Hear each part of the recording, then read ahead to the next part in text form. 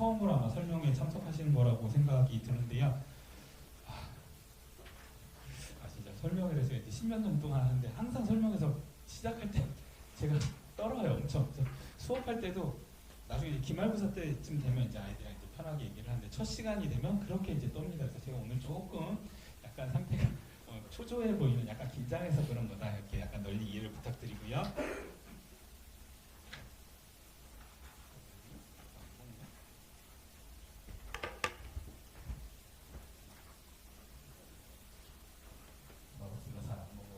제가 병행하면서 보도록 하겠습니다. 제가 지금 이제 스웨인지에서 수업을 하고 있고요. 다음 교육에서 말씀드린 것처럼 목동고 수업을 병행하고 있습니다.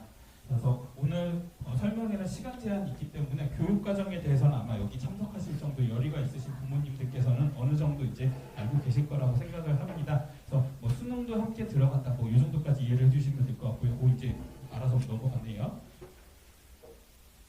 그런데 잘 안 먹습니다. 이제 되는 것 같아요. 네. 저만 긴장한 게 아니고 이 친구도 좀 긴장한 것 같아요. 그래서 선택 과목 9개가 있었는데 이게 이제 통합사회 수능을 보는 걸로 바뀌었고요. 그다음 문이과 마찬가지로 전부 다 이제 수능 과목이다. 이 정도는 다 알고 계실 것 같아요. 넘어가도록 하겠습니다.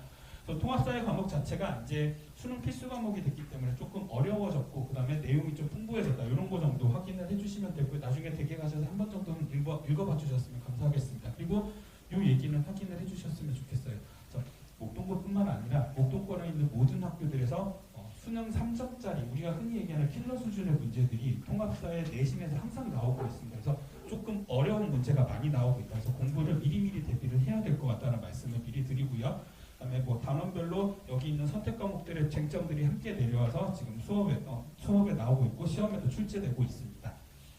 그리고 전체적으로 좀 어려워졌다고 얘기를 하고요. 뒤에 다시 한번 소개를 드리겠지만 지금 빨간색으로 표시한 이 파트가 통합사회 전체에서도 가장 까다롭기로 소문난 파트입니다. 그래서 헌법재판에 대한 얘기, 그 다음에 교육의 이번 2학기 전체에서 가장 어렵고 아마 여기에서 2학기 등급이 다 갈릴 겁니다. 그리고 뭐 교정적 정의, 연구통합론 이런 게 있는데 1학기 때는 지리 파트가 제일 어려울 것 같아요. 그래서 전 영역을 다 해야 된다. 옛날에는 선택 과목이 있었기 때문에 학생들이 뭐 나 지리 싫어하면 공부 안 해도 되는데 이제 무조건 해야 되는 거고요. 그다음에 경제랑 윤리, 지리 이런 거, 특히 여학생들이 목동고 같은 경우는 좀 어려워하는 파트가 지리 파트입니다. 이게 1학기 중간고사 첫 시험에 나오게 되는데요. 여학생들이 정말 지리를 어려워해요. 머릿속에서 세계지도 구현이 좀 되는 게 어렵기 때문에, 반면에 윤리 파트는 좀 반면에 좀 쉬워하는 편입니다. 그래서 그런 일장일단이 있다. 이런 것도 알아두시면 좋을 것 같고요. 이거는 수능에서 이런 문제가 나올 것 같아요. 이것도 넘어가도록 하겠습니다. 그래서 일단 사회 과목에 대한 학생들 대비가 전반적으로 부족한 상황입니다. 혹시 어머님들, 아버님들 여기서 과학학원 중학교 때 보내보신 분 손 한번 들어주시겠어요? 꽤 계시죠? 사회학원 보내보신 분 거의 없잖아요. 어머님들, 아버님들이 관심이 없으면 아이들도 공부를 열심히 안 했습니다. 그게 1학기 중간고사 때 바로 한 방 맞고 시작하는데 하필이면 또 제일 어려운 지리단원이 들어가니까 이런 거 체감하는 게 더 좀 세게 학생들한테 부담으로 다가오고 있습니다. 이렇게 될 거고요. 그리고 또 중요한 게 통합사회랑 한국사, 오늘 뒤에 다른 선생님들도 나오시지만 제가 담당하는 단위가 제일 큽니다. 7단위가 되거든요. 7학점입니다. 그래서 이거 놓치게 되면 내신 산정이 있어서 상당히 좀 핸디캡을 안는다는 점 감안을 해주셨으면 좋겠습니다. 그리고 수능 과목까지 가게 되거든요. 그래서 옛날에는 1학년 때 어떻게든 적당히 메꾸고 넘어갔으면 됐는데 이제 수능 과목이기 때문에 기본을 충실히 해야 된다는 것도 좀 유념해 주셨으면 좋겠습니다. 자, 그리고 파트별로 선생님들이 다 따로 들어오세요. 그래서 3분 정도가 보통 이제 수업 작년에도 3분 정도 들어오셨는데 그 선생님들이 통합사회만 가르치시는 게 아니고 수능에 나왔던 내용들을 가르치시기 때문에 예년에 비해서 작년부터 굉장히 좀 문제가 어려워지고 있습니다. 그래서 선택 과목 수준으로의 학습이 이루어져야 된다. 이렇게 말씀을 드리겠고요. 그 다음에 1년간 수업을 이제 개정교육과정 이제 1년이 끝났는데 굉장히 꼼꼼하고 정확한 암기가 필요하다. 그리고 컴팩트하게 외워야 되고요. 그리고 구석구석에서도 문제가 많이 나오고 있습니다. 그래서 학생들이 통합사회 같은 거는 조금 하면 된다라고 생각하는데 시간을 생각보다 많이 들여야 되는 과목입니다. 이건 한국사도 마찬가지고요. 자, 그래서 강의를 들었으면 하는 친구들은 1등급이 나올 것 같은 친구들도 양이 너무 많기 때문에 좀 들어야 돼요. 제가 이제 시대인지에서 수업을 하는 친구긴 하지만 강서고등학교 전 과목 1.0은 전 과목 1등을 찍은 친구가 있는데 그 친구가 2학기 내내 수업을 못 들었습니다. 왜? 다른 과목이랑 충돌돼서. 그럼에도 불구하고 그 친구가 영상으로 수업을 다 들었거든요. 이유는 혼자 하면 효율이 안 나온다고 해서 그래서 가급적이면 잘하는 친구들도 어떻게든 이제 강의를 수강을 해가지고 자료를 통해서 좀 컴팩트하게 양을 줄이는 노력이 필요할 거고요. 1등급을 노리는 친구들도 혼자 하려면 할 수 있는 친구들입니다. 하지만 이해가 필요한 부분이 많기 때문에 도움을 받는 게 나을 것 같아요. 그리고 그 밑에서 중간 이상을 기대하는 친구들 같은 경우에는 혼자 하는 습관이 들기가 힘들기 때문에 그래서 수강을 해야 될 것 같습니다.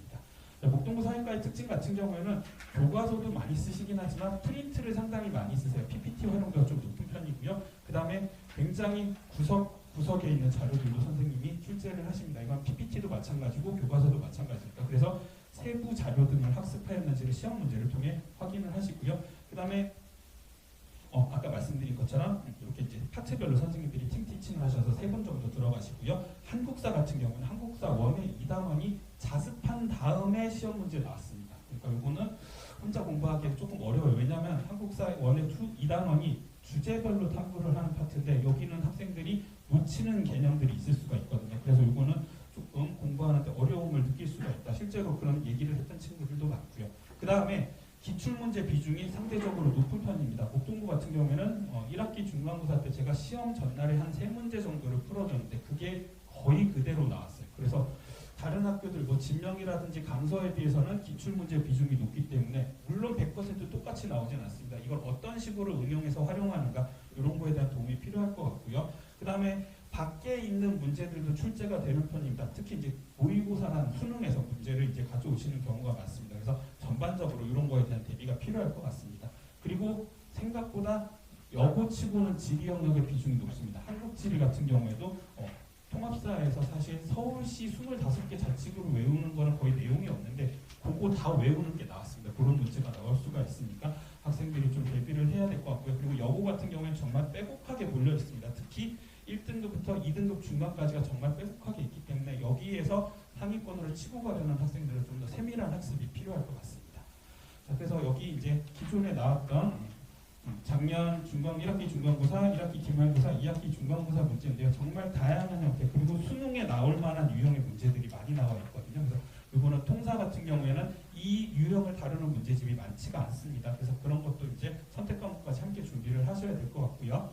그다음에 한국사 같은 경우에도 생각보다 좀 어렵게 나옵니다. 그래서 주제별 심화학습 같은 경우는 아까 말씀드렸던 것처럼 자습을 했는데 시험에 나오기도 하고요.